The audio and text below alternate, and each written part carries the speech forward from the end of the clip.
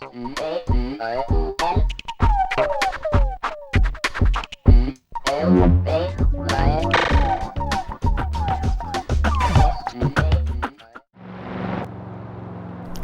guys! I hope you're enjoying Forza Horizon 5 despite the server's issues. I guess most of you know already we aren't in front of fuel simulation. As you have noticed, the tires model tend to make the car slide too much. And as I explained to you in my video review, one of the main reasons is due to the default suspension system, which is too stiff in default settings. Still, I have some tips for you to make the game more realistic, at least for rear-wheel drive cars, even without changing the tires or adding downforce. If you use both of them, it's even better.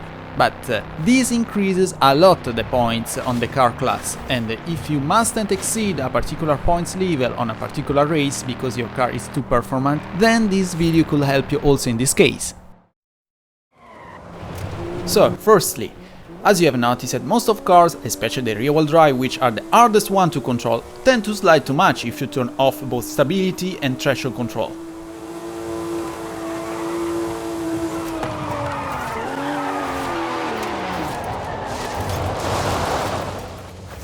So how to limitate that? You have to understand also, because of the lack of body roll on default settings, cars slide almost immediately when you turn the steering wheel. So what we have to do? Let's soften everything: suspensions, dampers and anti-roll bars.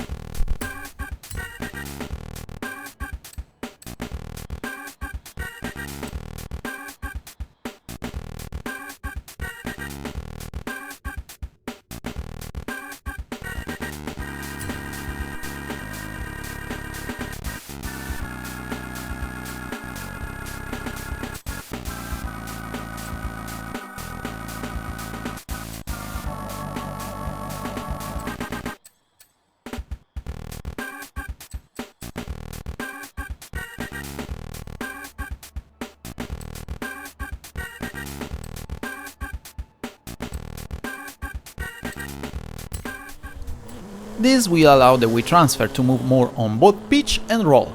Because of that, the car will slide less compared to before, but it will have a slower reaction when you move the steering wheel, and of course it will be less precise. But this will be more realistic as well, because real cars, also the sporty one like this Nissan, have softer suspension than the default settings of Forza Horizon 5. But it will make the car easy to drive as well. Thanks to the slower reaction, the car will be more predictable. To increase even more the stability, we must increase the grip on the rear and decrease the grip on the front. But how to do that without adding downforce? Act on the tire pressure, increasing the pressure on the front and decreasing the pressure on the rear. Keep in mind this kind of setup won't make the car faster. On the contrary, it will be slower.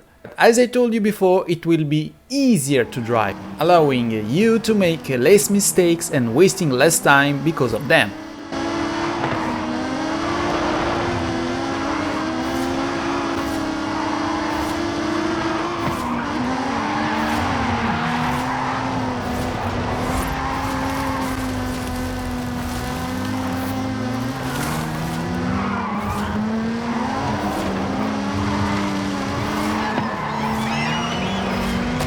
Then of course there are other elements which could make the car more drivable, allowing you to turn off both stability and traction control. The first one is the limited slip differential, especially the element in acceleration. On low settings, the inside wheel to the corner will get more power and torque, increasing the stability when you accelerate while cornering at low speeds. But don't put it too low, otherwise you'll suffer from a lack of traction.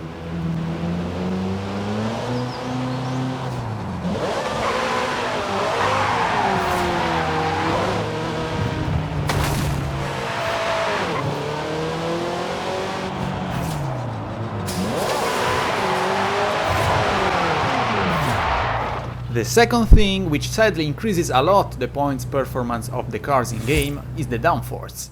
Focus more on the rear one, because it's the most important one. The rear wing adds stability, while the front flaps add more cornering speed. If you want the car to be more stable at high speeds, it's very important to increase the downforce, but be careful, if you set the downforce too high, you increase the drag, and this will slow you down at high speeds. So, what's the moral of the story? A good setup takes place of the driving assist, because it makes the car more drivable, especially if we talk of rear-wheel drive cars, which are the hardest one to master. Moreover, this one in particular makes the car more realistic to the real counterparts, which make the game more enjoyable for people who, like me, want the most realistic settings for the driving pleasure. And remember that making a game more realistic doesn't mean making it harder. In fact, instead of cheating and putting a 4-wheel drive system to a Ferrari or to BMW to make them more drivable, you can act on the setup as I showed with you.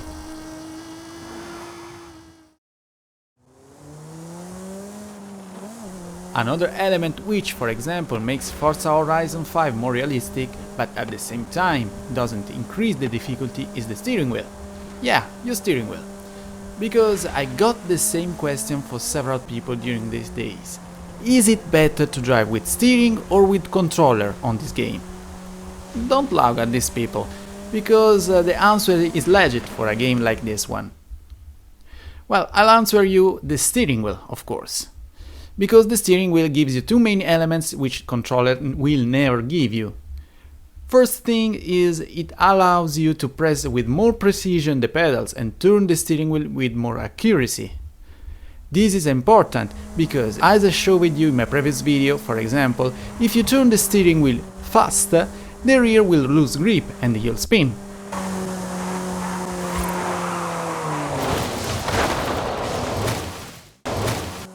But if you turn the steering wheel gently, smooth and slow, the rear of your car will follow the line without sliding.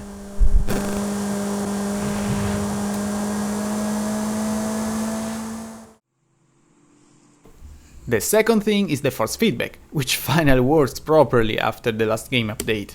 It's an important tool which allows you to understand the amount of grip on your front wheels. When it gets light, it means you have few grip. When it gets heavier, that means you have more grip.